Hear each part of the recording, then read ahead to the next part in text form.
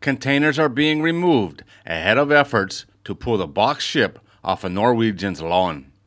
This is from the Maritime Executive and it was published on the 26th of May, 2025. Salvage teams had decided to remove containers to lighten the ship before pulling it from the shoreline in Norway. At the same time, the investigation into the circumstances of the grounding is continuing after the navigation officer was charged with negligence last week after it was learned that he had fallen asleep near the end of his overnight watch. The vessel NCL Sultan received worldwide attention after it grounded on Thursday morning, May the 22nd, coming to rest just a few feet from a private residence. The home's occupant was awakened by a concerned neighbor to see a 886 TEU vessel resting on his lawn. After the initial attempt to pull the vessel free with tugs failed, the authorities ordered a geotechnical investigation into a landslide that occurred not far from the vessel. Norwegian media reports there was a second landslide on the coast on Saturday, with the results of the survey showing the area is made up of a form of soft clay.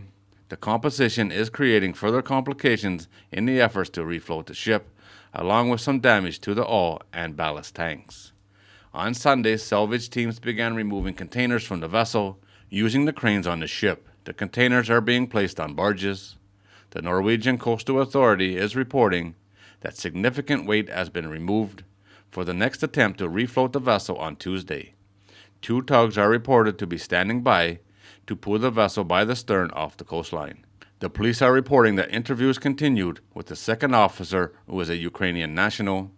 He was charged in Norway on Friday with negligent navigation after he confirmed to police that he had fallen asleep.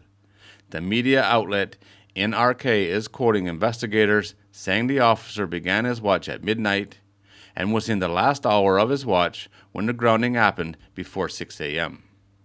One of the issues they are looking at is manning, work rules, and rest periods. NRK reports that the navigation officer was alone on the bridge at the time of the grounding, but there was an overnight lookout also on the bridge. The lookout had been relieved after sunrise, which was about 4:20 a.m. that morning. NRK reports that the work rules permit the outlook to leave after daylight, but alarms and monitors should be functioning when the officer is alone on the bridge. The newspaper is reporting the officers told investigators that no alarm sounded before the grounding. NRK reports the police are still investigating and are also waiting to interview the captain. Due to the circumstances, the captain automatically is listed as a suspect even though he was not on the bridge at the time of the grounding. The captain, they report, has been too busy with the salvage operation to be interviewed.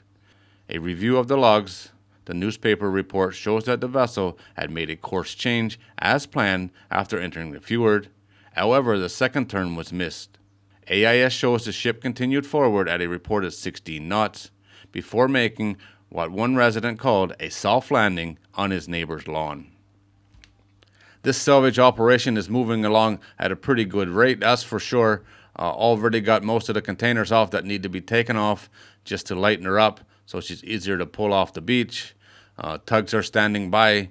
Hopefully on Tuesday things go as planned and they can get her off this guy's lawn.